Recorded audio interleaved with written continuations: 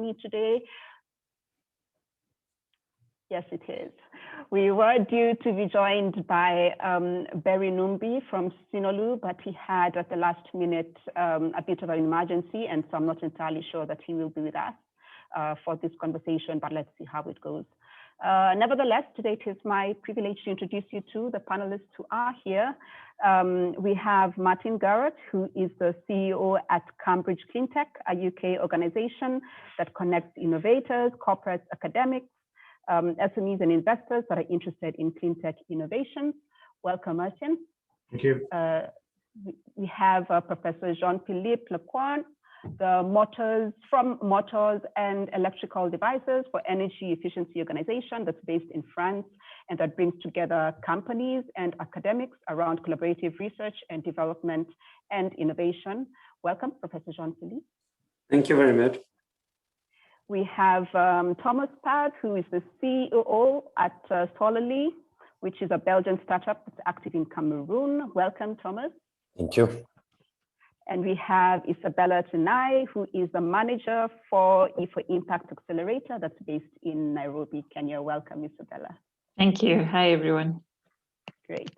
And so we'll jump right into it. And my first question is for, let's see, Jean-Philippe and Martin as well, although the rest of the panelists, you are welcome to answer this question if you have a contribution that you'd like to make. And before I go into the question, it would be great, everyone on this call, if any questions or if any conversation strikes you that you'd want to contribute to, please drop your comments in the chat. And as we continue talking, I will be pulling them and directing them to the panelists as well. So don't wait for the end. There won't be a Q&A session, but we will just keep collecting your questions as they come to mind, and we will try and get them answered as we go along. So Jean-Philippe and Martin, you're both working to create these very effective value chains, creating frameworks where different players can come together, for collaborations to kind of make stuff work better. My question is for you is why you're dedicating so much time towards the collaborations? Why is this important for us specifically in the clean tech space that we have these different players working together? And perhaps Martin, you could go first. Okay, yes, thank you, Nikisa. Well, our strapline is actually connecting people for a smarter, more sustainable future. And the reason we have that is because I think it took us a few years to realize, but what our principal role is one of being a broker.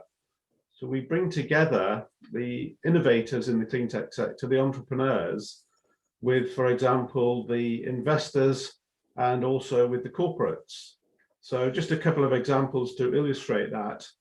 In terms of access to finance for the clean tech innovators, which is their #1 priority, we organize a couple of events each year under our Clean Tech Venture Day format. So in the days when we could meet physically, this event would take place in central London at the KPMG offices in Mayfair, where many of the VC investors reside and have their offices. And we open an application process for clean tech innovators to apply to pitch at the event in a sort of a Dragon's Den style format, whereby the innovators get a 5 minutes pitching slot, and they have 3 quick fire questions asked of them. And the room is full of investors. They use the word investors because it's not just the VCs, it's actually the the green angel companies, it's the family trusts, it's the high net worth individuals, it's the banks, and it's the corporate venture arms of the corporates. So we bring them all together in a room. The innovators are pitching for funding, the investors listen in, and at the last event we had over 50 investors, and they requested over 60 meetings. And that's a litmus test where the investors do the requesting for the meeting. That's always a good indication that there's serious interest. And I was on holiday the week before last, and I came back in on the Monday and found a very nice email from a company called AEIP6, which is a natural ventilation company based in London. They presented at the last Clean Tech Venture Day, and Barclays Impact Capital had decided to invest a couple of £1 million in them. So it's very nice to come back from holiday and see that it's all very well putting on the events, but does it pass the so what test? So it's great to see an innovator being rewarded with some funding from a major bank in that particular case. And the other example I'll just give as well before I hand over to Jean-Philippe is the introductions we broker between corporates and innovators. So we run a program called Scale Up, which involves 6 Cleantech clusters in Northwest Europe. It's led by Cleantech Delta, which is our equivalent in Rotterdam in the Netherlands. And we've introduced over 70 corporates that are looking for ideas in terms of open innovation to some of the innovators. So one of the most recent ones was with Deutsche Telekom, who are one of our founder members. They had an innovation shopping list, which we helped them write, which had a range of requirements in to do with 5G and their increasing use of energy and how we could help them solve some of those issues that they have. And we had 42 respondees to that, and that was only about a month or so ago. An example of a success using that same program is with Anglian Water, who are a regional water utility, a corporate entity in the east of England around Cambridge. They were looking for solutions to enable some of the energy that they're now generating through the land they have around their reservoirs, because they've now put in PV and wind farms. They couldn't put that into the grid because the grid in the UK isn't smart. The grid is dumb, effectively. And they have now linked up through that program of Scale Up and putting an innovation shopping list together, and with respondees from the innovators seeking to provide them with some solutions. They've linked up with a company called Origami Energy, who do clever things with algorithms to allow some of that energy which is being generated to flow into the grid. It's not storage, it's a halfway house. And as I say, it's about smoothing out the peaks and the troughs and using algorithms to do that. But just a couple of examples for you there of live examples of innovators that have either met with corporates or with investors, and that's all part of our brokerage role. Thank you.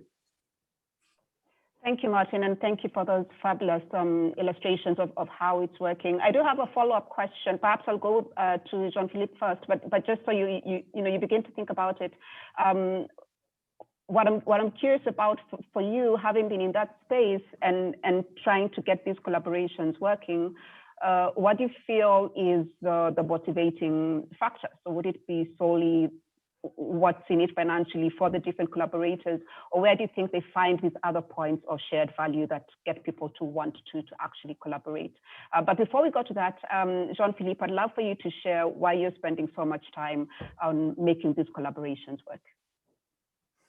Yes, first, I would like to remind that the MEDE cluster was created 10 years ago, and it was created by academic researchers and industrial partners. And they wanted to collaborate on the innovation project in electrical engineering. And the Hauts-de-France region has encouraged this collaboration. And there were so many projects that it has been necessary to create a dedicated structure to ensure the continuity between the public-private relation. So today, the massification of energy, with the massification of electrical energy, the stakes are so high that, to answer to the question, it's now crucial that the collaboration are made and succeed. And at the MEDE cluster, we believe that the labs and the industrial partners have part of the answer to advance in the energy transition. However, it's not always easy to work together, and that's on this particular axis that MEDE intervenes, mainly by helping the academics and the industrial partners to express their needs and to mutualize their competencies. So creating collaboration and make them successful is clearly the DNA of the cluster MEDE. Since 2017, MEDE starts to work in the same spirit with African stakeholders to promote collaborative projects. The reason is that we are convinced that even if millions of people in Africa still live without electricity, these countries are the place for innovation. And we face the same challenges about energy transition. and we really have an interest to tackle them together. And in this context, I would like to highlight two ongoing projects. The first one is called Pro4Elec. It's with Guinea-Conakry. And the objective is to professionalize the training in electrical engineering in Guinea. And so the goal is to improve the employability of young people and the competitiveness of companies. And it gathers a medium-sized company, a French university, and the cluster MEDE. And there are three missions, in fact: increasing the skill of teachers, developing material resources to set up a practical room in an institute in Guinea, and creating frameworks where French and Guinean academics and companies can collaborate better. So it was for the first, it's for the first project, and for the second one, it's called Solar and Wind for Electricity and Water, with the same partners, always in Guinea. And the objective is to create an innovative solution. And this solution provides a reliable supply of energy and access to drinking water.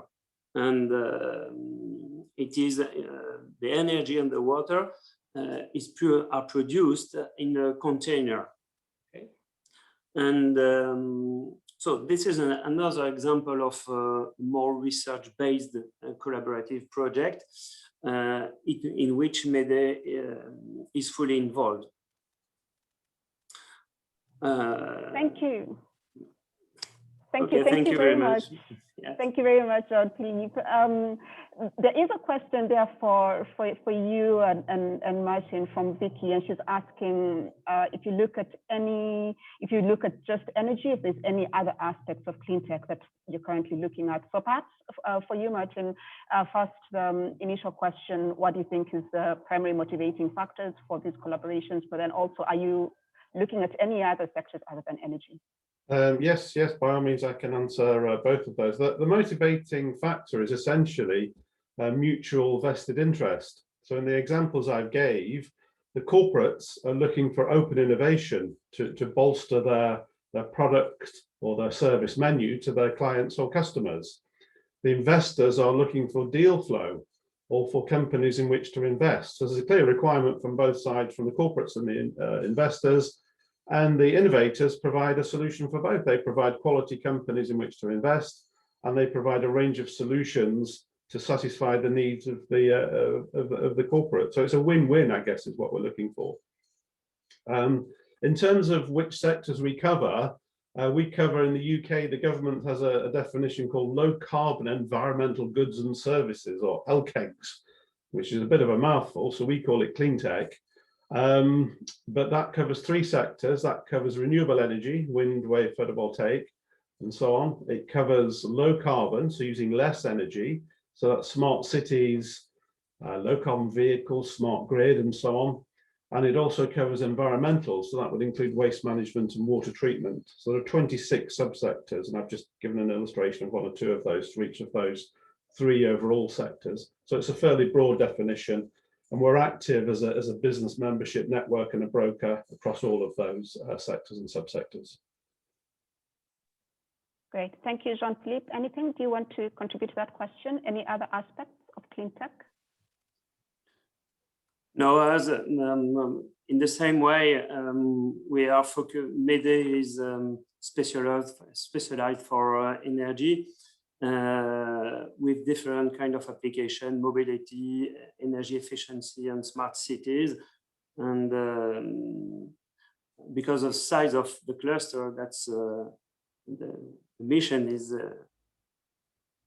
so huge. So yes, we are specialized only on the energy field, yes, but for different applications. Okay, great. Thank you. Thank you very much. For anyone who might have joined a little bit after we started, if you've got any questions, please drop them in the chat. We will address them as we go along. I'd love to move to Isabella now. You are running, or rather are a manager at E4Impact, so working directly with startups and creating programs for them. You could perhaps begin with, because that was really an interesting question that was asked. It feels as though many times when you talk about Cleantech, we would, have lots of ideas around energy, but for you, are you seeing any other Cleantech innovations coming up? But also, as you answer that, what do you feel, or what are you seeing as the specific pain points for the kind of startups, the kind of Cleantech startups that you're supporting within your program, Isabella? Great, thank you. I hope you can hear me well. Yes, very well. All right. So for us at the accelerator, when we're doing the recruitments for the startups, we have a cluster that is very specific, looking at enterprises within the clean tech or looking at renewable energy. And when you say about the pain points, some of the things that we see these enterprises struggling with, they're coming with a solution that is needed. And it's interesting to hear the context that Jean-Philippe and Martin are coming from, which I think is slightly different from what we are seeing in Kenya here.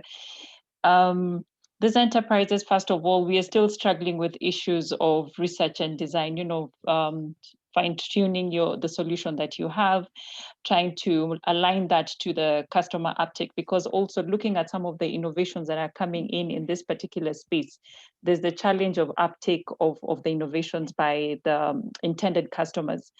Then the other issue we see is ability and also the rate at which these enterprises can scale so that you can really see the impact and it makes more economic sense for the enterprises. That takes a longer time. And it's almost for business to get to that point where they can scale, they have to start looking at the entire value chain. How do you do your distribution, the financing? If we're even to look at M-Corp, some of the things that they've managed to do for them to become the enterprise that they are today, they've sort of looked at the entire value chain. So some of the enterprises that we've worked with, and largely because we are still a developing economy, would be mostly seated within the energy. So even looking at some of the solutions that came through when we had the challenge, they were largely looking at clean energy sources, briquettes. Then we also are looking at the biogas industry, a bit of solar, and solar is interesting because now trying to balance the issue of energy and maybe issues of housing. So we have an enterprise that they've come up with a roofing tile that is embedded with a solar panel. So sort of addressing two issues for the country. So those are some of the things I would say are the pain points we see with the enterprises. And something else is also the data. When you're trying to put yourself in front of an investor, sometimes we have the enterprises who have not really understood the systems or the standards that they can use to communicate the impact that their enterprises have. So these are the issues that we see the enterprises grappling with. Thanks, Isabella. Can I ask, so again, because you are in the space where you're looking at what the pain points are of these startups and then wanting to kind of fix those during the programs that you run, would you walk us through what that program looks like for you? What are the different elements? Is there mentorship? Are you doing some of what Martin and Jean-Philippe are doing, around kind of getting different players to collaborate as well within the program? Okay, yes. So we have a bouquet of services that we offer for these enterprises. One would be the capacity building sessions, and that would be embedded with coaching and the mentorship elements. But over time, we've seen that just doing the business development side is not sufficient. It's not enough. So we still have to go downstream a bit. And that has also brought us to the point where we are collaborating with different regulatory bodies or product development entities here to help the enterprises. So you have the business development and you also have the technical bit. So they get like a holistic service in their businesses. The other one is trying to create partnerships with other companies. We are Italian founded, so this is a link that we really try to maximize on. So looking at some of the innovations that can build synergies on what these enterprises are already doing. How do we give this soft landing and support facilitate this collaboration is something else. Then also linkages to investment is a service that we also offer to the enterprises.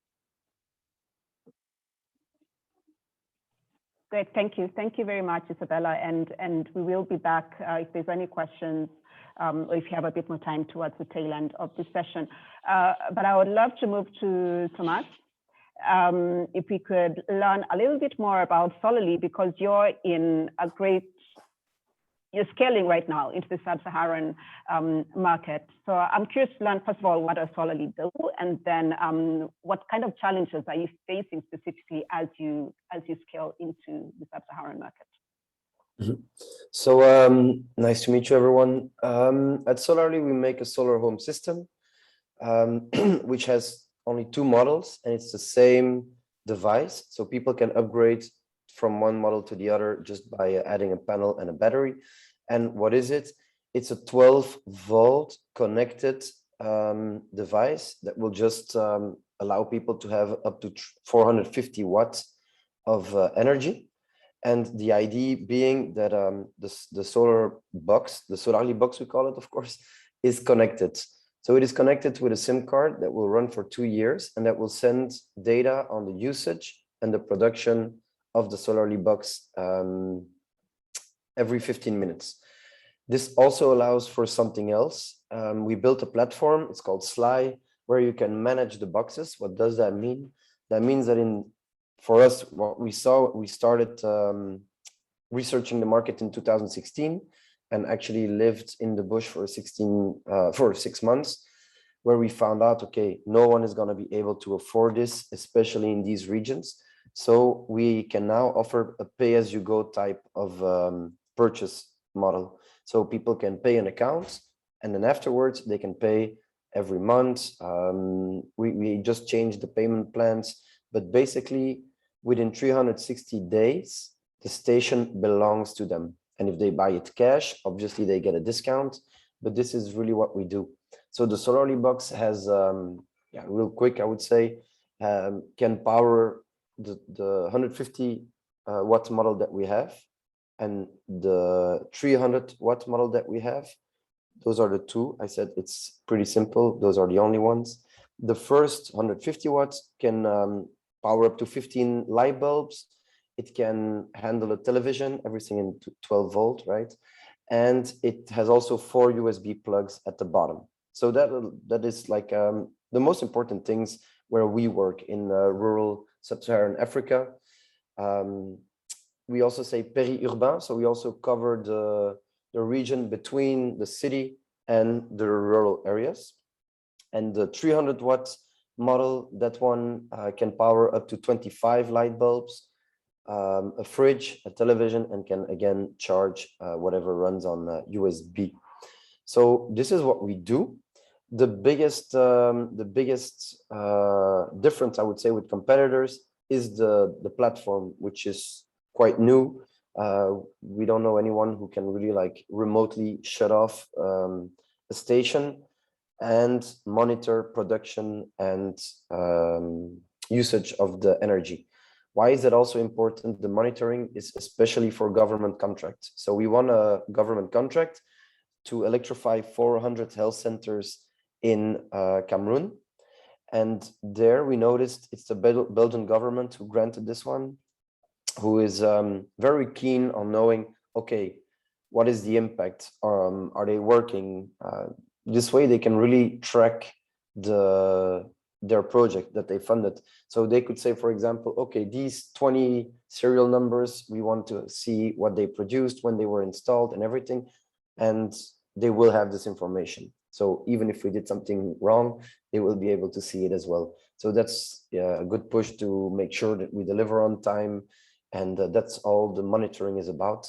So that's it. The box, I would say, the platform Sly, it's called, And then the fact that we can do more than just shut it off and on, it's the monitoring. Biggest challenges would be definitely finding the right workforce on the ground. So I heard Jean-Philippe was talking about Guinea-Conakry, where they are training people. It is definitely a new market, but I would say that in Cameroon, the renewable energy knowledge is quite good. People almost know, okay, solar energy. They know what it is. They know that it can actually be free long-term, stuff like this. So that's one hurdle, is sometimes to just find the right people with the correct training. And then I would say, we talked about it yesterday as well, is the African bureaucracy, the bribes, the corruption that you always have to dodge one way or another. Yeah, having to deal with all of this. Also, we have a team of 4 Belgians, and there is always one Belgian on the ground, usually more, 2. Right about now, that's the case. There is 2 people. And that's really necessary because it's sometimes very hard to deal with the daily struggles. An example would be, for example, a couple of days ago, we get a call from the technicians. They got stopped along the road because the gray card of the car is 1 day late over time. So the police guys are asking for money. So these are the kind of operational things where you lose a lot of time. And by this I mean, people like us, we need to be focusing on, we are doing a Series A Q4 or Q1 next year. We need to be focusing on these kind of things. And that's where the properly trained employees, managers on the ground also come in. So yeah, corruption, bureaucracy, and the right type of personnel, I would say. Thanks, Thomas. I do have a second question for you, and then I will come back to Isabella. And Isabella, what I'd love to get from you is to the local context and the startups that you're working with. Do you feel that some of the challenges that Thomas has mentioned, do those hold true for locally based startups as well? So he's talked about bureaucracy, he's talked about, I think he alluded to relevant skill on the ground. Are these things that you feel the local startups are facing as well, or would their challenges be totally different from someone coming into the market? But before you get to that, back to Thomas. So you're an investor as well. And so I'm curious what your advice would be to other cleantech companies. How can they get investor ready? Yeah, so I'm an investor as well. And the companies that I usually invest in are more tech savvy because the leverages are much bigger. When we talk about cleantech, we often talk, it implies that it's brick and mortar. There is a production line somewhere. It has to be brought to the client, whether it be B2C, B2B, B2G. What I would say now is I worked with a lot of startups in Montreal 2 years ago.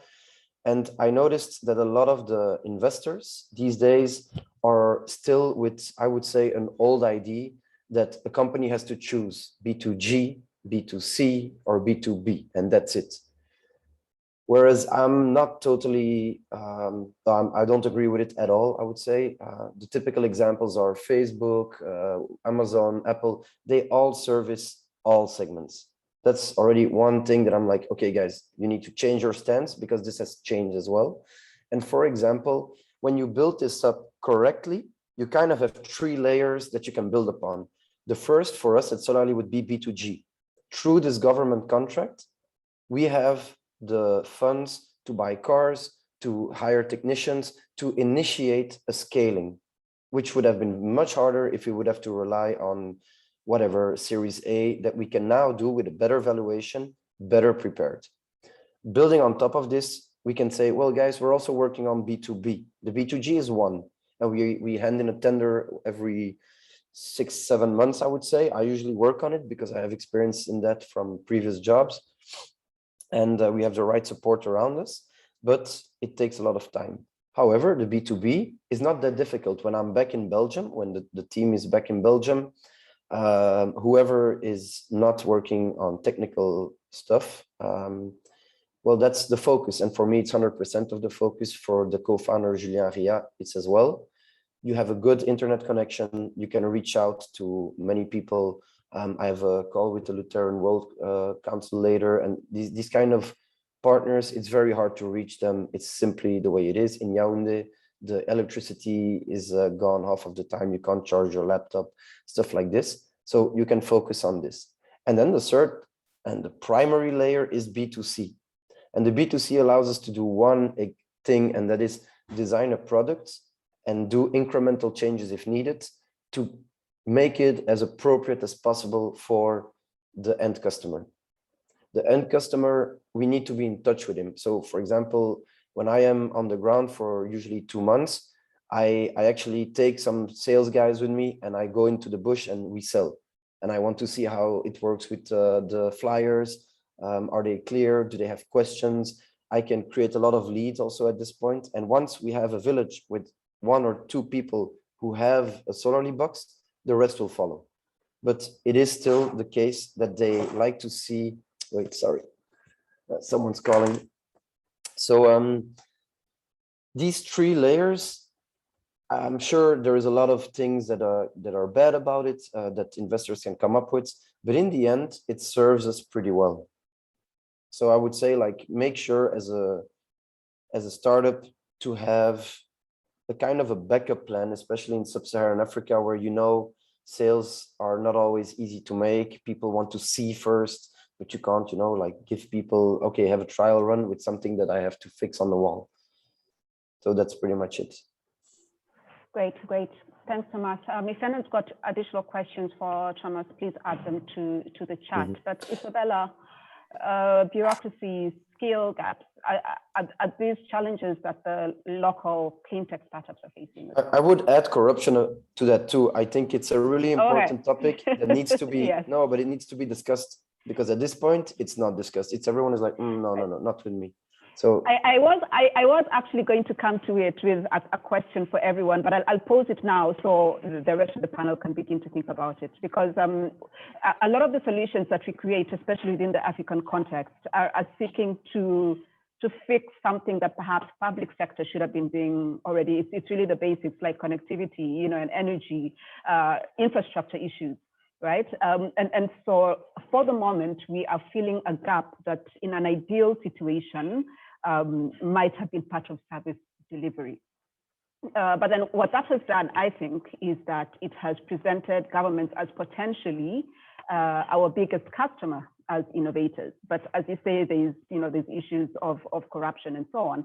So my question to the panel, once Isabella is done speaking, is, considering the fact that you cannot work outside of engaging government, what tips and tricks might you be able to share despite the circumstances of corruption and so on that we have to deal with? How do we engage government or public sector in the work that we do? I guess for us specifically in Cleantech, but just generally having the government as an entity that you must collaborate with at some point. What tips or tricks might you be able to share with the people on this call? But before that, Isabella. Great. So yeah, the challenges that Thomas is speaking to, they're really also what we see the Cleantech enterprises facing here. One, the issues of bureaucracy. What happens in Kenya, you present something that is new, the Kenya Bureau of Standards doesn't have standards for it. It's a long, frustrating exercise for an entrepreneur. So you can imagine it might take you 6-9 months to get that certified. And instead of looking at this as an opportunity to use these standards to benchmark for this innovation, this is one of the frustrations that we get along. And maybe to just mention something with what the Kenyan government is using, the Green Economy Strategy Implementation Plan. They've tried to do something. The mind is in the right place, but it's the frameworks and the policies that are not supporting this. So you find, if I can use an example of Kenya Biogas program, they are an enterprise we accelerated in one of our programs. And they were facing these two challenges. You know, you're here to try and contribute to what should be the mandate of the government, but you're not making any headway. And when you want to work in the hindsight, you don't have the right skills. So the approach that they took is to put all these artisans together as a sort of a group, train them in terms of the skill gaps that they had, do the technical training, do the entrepreneurial training, then come up with an umbrella organization. At that point, you know, you have a united front. You're saying, I have over 300 biogas entrepreneurs. We need certain policies to be put in place or consider certain things. So that is one of the ways that I see could be an interesting way to go, but also it takes a lot of time and it can be very tiring. Great, thanks, Isabella. And I mean, you're absolutely right. And I see that Mr. Lavelle is on this call, so he as well, with all the data that the AFDB has shared, I'm sure can speak to the fact that there is a huge skill gap that has been identified, and that there is a lot of players right now working towards that skill gap, especially considering what all the data tells us around the youth population in Africa, the burgeoning youth population, and what we're going to need to do 20, 30 years from now. To take advantage of the opportunity that presents us and the kind of skills that we're going to need to have. But to my question for the entire panel on engaging governments, would anyone like, I know for sure Thomas has some strong opinions on that and how you could also share perhaps how you've been able to do it. But Martin, John, Whitley, could any of you like to go first on your thoughts on how to engage governments? I can go if you would like. Yeah, please do. Okay, so I think how we try to engage government is by or trying to put in place or trying to articulate a compelling case for them to be involved. And that first of all starts at the strategic level. So we can talk about the climate crisis, and many of the local government bodies in the UK have signed pledges that they are trying to do something to ameliorate the climate crisis. And so you need only think of the 45 degrees C temperatures that have been witnessed on the west coast of Canada in the recent days, and the tens of deaths that have resulted because of that. So I think you can articulate that strategic case in the first instance.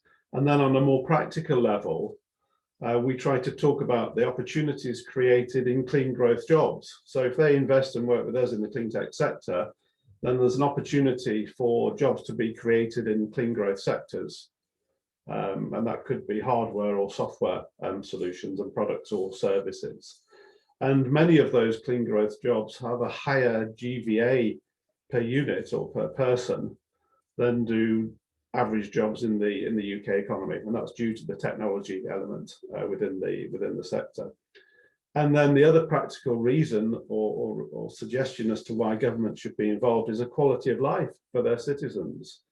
Only recently in London, the first time ever in the UK, a young child, I think an 8-year-old child, died in South London. The house in which they lived was on the South Circular Road, and for the first time ever, the cause of death was written as primarily linked to air pollution caused by road traffic in the vicinity of where the child lived. So I think for those practical reasons of clean economic growth and jobs and the quality of life and the environment for the citizens, as well as that strategic requirement to make sure that we overcome the climate crisis, those are all, to me, very good reasons why governments, be it local or national, should be involved in clean tech in the UK.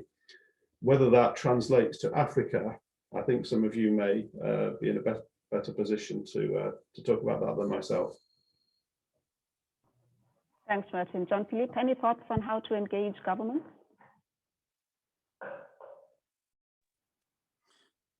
Yeah, in fact, by gathering companies and academics together, now the objective is to share a common roadmap and to communicate about our challenges and strengths. So we are the voice of these actors, And it's very useful for public governments to use these contributions. We also work hard to share best practices and concrete examples. So government can develop policies based on more practical and concrete information. And I think that also the government must be involved for ecological impacts. So especially about energy transition. Great, thank you. Thank you, Thomas, Isabella. The situation on the ground, how do you engage African governments specifically? And we have about 2 more minutes. I'll ask you to take a minute each. We could start with Isabella. Okay, governments, engaging with them, what we've managed to do, and I see it working, is with the enterprises that we are working, you know, mostly they would fall under the Ministry of Industry, Trade, and Ministry of Environment. So we've managed to do a couple of partnerships to say, you know, we have this program, and with the experience that we have in trying to build and support this Cleantech, but you also have a role. I think it's really, as Martin is saying, to show that they also have a role to play at the end of the day. As a responsibility of the authority that is governing at the moment, and also responsibility towards the citizens. So we did a partnership with National Environment Trust Fund, and they have a mandate to support innovations that are green. So Cleantech falls in this. So this is one of the ways that I see as an entryway to trying to do something or creating bigger and more impactful engagements with government. The other one is, you know, when you think of the development projects that are implemented in the country, be it funded by different donors, this always has the buy-in of the government. So how do you embed and bring out this solutions, these innovations to the forefront, such that by the time that maybe your project is coming to an end, then they are taken up by government. That could be another way that would be interesting to sort of have the government taking up the responsibility. Finally, is it at the county level? I think it's really trying to show or create an opportunity for a county, a local county, to see that they are the champions of this green solution. So at that point, you know, to have a sort of a win-win. And at the moment, we are currently trying to create such a situation with the county of Uasin Gishu, to say, you know, there's this very interesting innovation that has come up, and it would be an ideal place to set up, you know, and this is your contribution. So to sort of create and show them this is the role that you can play is something that we are pursuing, and we've seen results in that area. Great, thank you. Thank you, Thomas. Final words, engaging local governments? What we try to do, especially, is the partnerships. Indeed, have a champion, give them all the praise for like making it happen. That's what we do. But at the end of the day, what I do want to say is for example, in Cameroon, Power BI is almost gone, I would say. And the last 2 years, it's been crazy. Everyone is just trying to grab whatever they want. They don't want to make lasting partnerships. What we noticed is that most of the government officials are involved with fossil fuel in one way or another. They bought property or whatever around the sites. So inherently, personally, to them, it is not interesting to see renewable energy coming. And for what European governments care about, I would say, with CO2 certificates and others, it's a different story. When you think about your population having a meal the next day, renewable energies, and I totally get that, is not a priority. But I hope it will change. Thank you, Thomas. I would like to give my 1 minute that I was going to use to wrap up to Mr. Labelle, because he says he does have something to say, and once he is done, then we will wrap up this panel. Okay, yes. That background is not the one I wanted, but anyways, thank you for this opportunity. Thank you, Nekesa and Sainabou. Bonjour. Yeah, I just want to say something very quickly about working with governments. I think the best way for entrepreneurs and ESOs, incubators and so on, for them to approach governments is to try to find out what their priorities are. And if you're looking at a sort of an African approach, then different countries have different priorities and different ways of working with entrepreneurs. Very structured governments, programs such as those that exist in South Africa, Egypt, Morocco, for example, will allow you to insert yourself. And if you are consistent with what the government wants, that allows some opportunity. The other thing too is that in some of these larger countries, there's are well-defined, let's say, entrepreneurial groups that are focused on clean tech, among other areas of innovation. And we must also remind you that clean tech is one of the top 3 destinations of venture capitalists funding enterprises and innovation in Africa. So there's a fair amount happening. And what I would suggest you also look at are some of the reports from groups such as Partech and so on, which identify the sectors and the geographies where the opportunities lie. And then also just the fact of the matter is that you don't always have to rely strictly on government. You need really strong private sector counterparts.